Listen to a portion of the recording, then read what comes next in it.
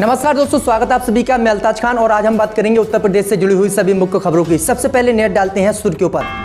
उत्तर प्रदेश में चुनाव से पहले बीजेपी को लगा एक और बड़ा झटका। बीजेपी के पूर्व विधायक राम इकबाल सिंह समाजवादी पार्टी में हुए शामिल।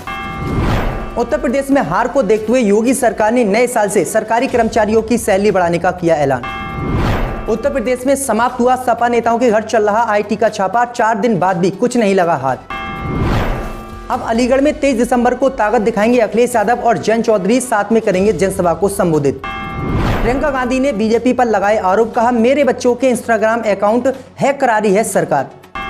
यूपी में भीषण ठंड का प्रकोप, वाराणसी में शीतलहर की चेतावनी, 4 दिन स्कूलों में हुई छुट्टी। अब खबरें जानते हैं दोस्तों विस्तार से। तो उत्तर प्रदेश में चुनाव से पहले बीजेपी को लगा एक और बड़ा झटका। बीजेपी के पूर्व विधायक राम इकबाल सिंह समाजवादी पार्टी में हुए शामिल। जब दोस्तों आपको बता दें कि यूपी में बलिया की चिलकहर विधानसभा से भाजपा के पूर्व विधायक राम इकबाल सिंह सोमवार को अपने समर्थकों के साथ समाजवादी पार्टी में शामिल हो गए हैं। समाजवादी पार्टी के राष्ट्रीय अध्यक्ष अखिलेश यादव ने उन्हें सदस्यता दिलाई है। बता दें कि भाजपा के पूर्व विधायक राम इकबाल सिंह ने सोमवार को अखिलेश यादव से मुलाकात की थी। उत्तर प्रदेश में चुनाव में हार को देखते हुए योगी सरकार ने नए साल से सरकारी कर्मचारियों का वेतन बढ़ाने का किया ऐलान। जय दोस्तों आपको बता दें कि उत्तर प्रदेश की योगी सरकार ने 5वें और 6वें वेतनमान वाले कर्मियों को 1 जुलाई से बढ़ी हुई दर से महंगाई भत्ता दिए जाने का आदेश जारी कर दिया है। यानी इस संशोधित दर से महंगाई भत्ते का नगद भुगतान 1 दिसंबर 2021 से होगा। इसका मतलब है कि दिसंबर वाली सैलरी जब जनवरी में आएगी तो इन कर्मियों की सैलरी बढ़ी हुई होगी। राज्य के अपर मुख्य सचिव एस राधा चौहान ने आदेश जारी कर ये जानकारी दी है। सरकार के इस फैसले का उन सभी कर्मचारियों को फायदा मिलेगा जो अभी तक 5वें और 6ठे केंद्रीय वेतन आयोग द्वारा संतुलित राज्य सरकार की वेतन संरचना में कार्यरत हैं। ये लाभ जुलाई 2021 से जोड़कर दिसंबर से मिलना शुरू हो जाएगा। हालांकि सरकार ने इसकी घोषणा पहले ही की थी, मगर इस संबंध में आदेश अब जारी किया गया है। उत्तर प्रदेश में समाप्त हुआ सपा नेताओं के घर चल रहा आईटी का छापा। 4 दिन बाद भी कुछ नहीं लगा आईटी को हाथ। जय दोस्तों आपको बता दें कि उत्तर प्रदेश विधानसभा चुनाव से ठीक पहले इनकम टैक्स विभाग ने समाजवादी पार्टी के नेताओं के यहां पर छापेमारी की कार्रवाई की, लेकिन 4 दिन बीत जाने के बाद भी इनकम टैक्स विभाग के हाथ खाली रहे। उनके हाथ कोई सबूत नहीं लगा। 18 दिसंबर को शुरू हुई ये कार्रवाई आज चौथे दिन समाप्त हो गई है। इनकम टैक्स विभाग ने छापेमारी की ये कार्रवाई 4 दिनों तक जारी रखी थी। हालांकि इनकम टैक्स के हाथ कोई काम की चीज नहीं लग सकी है, जिसके बाद 21 दिसंबर को इनकम टैक्स विभाग ने अपनी कार्रवाई समाप्त कर दी। पिछले 4 दिनों तक चली इस कार्रवाई में जैनेंद्र यादव उर्फ नीटू के घर से इनकम टैक्स विभाग कुछ नहीं मिल पाया। बताया जा रहा है कि नीटू के घर से केवल 1 लाख कैश, 400 ग्राम सोना मिला। तो वहीं राहुल भसीन उर्फ जगत के घर से भी इनकम टैक्स विभाग की टीम को कुछ नहीं मिला।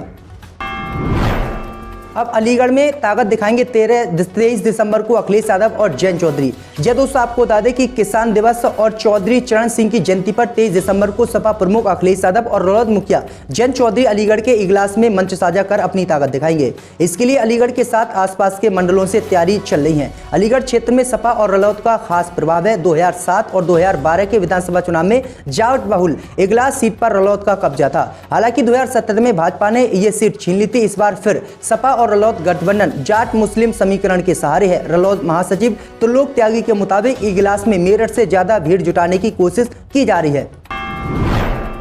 यूपी में विधानसभा चुनावों में अफवाहों को रोकने के लिए आयोग ने किए इंतजाम, बनाया खास प्लान। जय दोस्तों आपको बता दें कि अगले साल उत्तर प्रदेश में विधानसभा चुनाव होने हैं, जिसकी तैयारी जोरों पर है। ऐसा कहा जा रहा है कि 5 जनवरी के बाद चुनाव की तारीखों का ऐलान कभी भी हो सकता है। इस बीच चुनाव आयोग ने विधानसभा चुनाव में किसी भी तरह की अफवाह को रोकने के लिए एक नई तकनीक बनाई है। चुनाव के मुताबिक चुनावी अफवाहों की DIPCR और PIB फैक्ट चेक यूनिट के माध्यम से तत्काल तथ्यों की जांच कर अफवाहों का खंडन किया जाएगा। लड़कियों की शादी की उम्र बढ़ाने के फैसले के विरोध में उतरे इस्लामिक मदरसा दारुल उलूम देवबंद महापंचायत बुलाने का किया ऐलान। जय दोस्तों आपको बता दें कि प्रसिद्ध इस्लामिक मदरसा दारुल उलूम देवबंद के मौलवियों ने लड़कियों की शादी की उम्र 18 से 21 साल करने के केंद्र के फैसले का विरोध किया है। पश्चिमी उत्तर प्रदेश के खापों ने भी केंद्र सरकार के इस निर्णय को स्वीकार करने से इनकार कर दिया है और घोषणा की है कि वे इस मुद्दे पर चर्चा के लिए एक महापंचायत बुलाएंगे।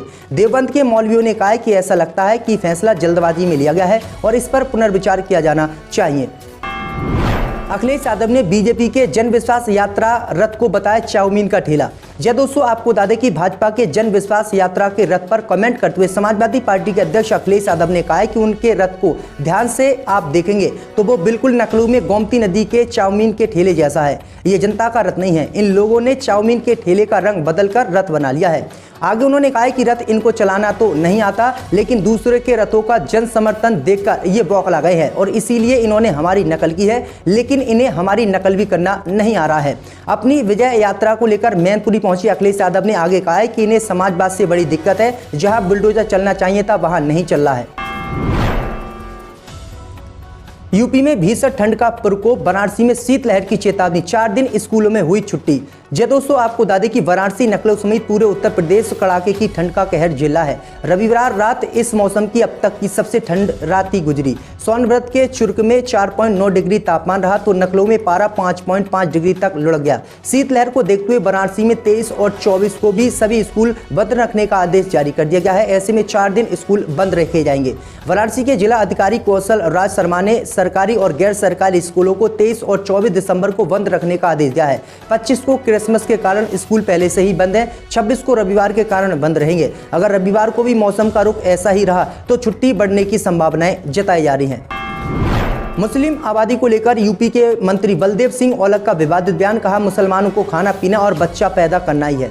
जी दोस्तों, आपको बता दें कि यूपी सरकार में बीजेपी के राज्य मंत्री बलदेव सिंह औलख का मुस्लिम आबादी को लेकर विवादित बयान सामने आया है। यूपी सरकार में जल शक्ति विभाग के राज्य मंत्री बलदेव सिंह औलख ने मुसलमानों पर निशाना साधते हुए विवादित बयान देकर कहा है कि मुसलमान तो पहले से ही बच्चे पैदा करने का काम कर रहे हैं, उनको कौन रोक रहा है। उनका काम ही सिर्फ खाना पीना और बच्चे पैदा करना है। बच्चों को शिक्षित करना, बेहतर परवरिश करना उनकी सोच नहीं है। नए साल के आयोजन पर लग सकता है प्रतिबंध। जी दोस्तों, आपको बता दें कि नए साल को होटलों में मनाने की तैयारी इस समय चल रही है। कार्यक्रम तय किए जा रहे हैं। आगरा में प्रशासन और स्वास्थ्य विभाग की वार्ता के बाद पार्टियों पर ग्रहण लग सकता है। कार्यक्रम प्रतिबंधित किए जा सकते हैं। दूसरी स्थिति में पार्टी में लोगों को सीमित किया जा सकता है। खुले में नए साल के स्वागत की योजना भी खटाई में पड़ सकती है। प्रियंका गांधी ने बीजेपी पर लगाए आरोप, कहा मेरे बच्चों के इंस्टाग्राम अकाउंट हैक करा रही है बीजेपी सरकार। जी दोस्तों, आपको बता दें कि फोन टैपिंग के आरोपों में घिरी योगी सरकार पर अब कांग्रेस महासचिव व यूपी प्रभारी प्रियंका गांधी वाड्रा ने गंभीर आरोप लगाए हैं। ये आरोप उस वक्त लगे हैं जब उत्तर प्रदेश विधानसभा चुनाव में केवल 3 से 4 महीने का समय शेष बचा है। कांग्रेस महासचिव प्रियंका गांधी वाड्रा ने प्रदेश सरकार पर उनके बच्चों का इंस्टाग्राम अकाउंट हैक करने का आरोप लगाते हुए पूछा है कि आपके पास कोई काम नहीं है क्या। अखिलेश यादव ने किया ऐलान, सरकार बनने पर 3 महीने के अंदर कराएंगे जाति आधारित जनगणना। जी दोस्तों, आपको बता दें कि सपा अध्यक्ष अखिलेश यादव ने मंगलवार को एक रैली को संबोधित करते हुए कहा है कि उत्तर प्रदेश विधानसभा चुनाव के बाद राज्य में पार्टी की सरकार बनने पर 3 महीने के अंदर जाति आधारित जनगणना कराकर आबादी के हिसाब से सभी को हक और सम्मान दिया जाएगा। अखिलेश ने सीबीआई, आयकर विभाग और प्रवर्तन निदेशालय को भाजपा के प्रकोष्ठ करार दिया है और ये भी दावा किया है कि सपा को मिल रहे जन समर्थन से घबराई भाजपा ने उसको मुकाबला करने के लिए अपने 6 रथ मैदान में उतार दिए हैं, लेकिन वे सपा के रथ को टक्कर नहीं दे पा रहे हैं। यूपी चुनाव को लेकर इंडो नेपाल सीमा पर अलर्ट, पहली बार लगेंगे सीसीटीवी कैमरे। जी दोस्तों, आपको बता दें कि विधानसभा चुनाव को लेकर पुलिस किसी भी प्रकार की कोई चूक नहीं करना चाहती है। चुनाव को शांतिपूर्ण और कुशलता संपन्न कराने के लिए पहली बार अंतर्राष्ट्रीय और अंतर्राज्यीय सीमाओं पर पड़ने वालों को बैरियर पर सीसीटीवी कैमरे लगाए जाने के आदेश जारी किए हैं। शासन की पहल पर गोरखपुर जोन की पुलिस ने जोन में 143 सीसीटीवी कैमरे लगवाए जाने के लिए स्थलों को चिन्हित कर अपनी रिपोर्ट भेज दी है।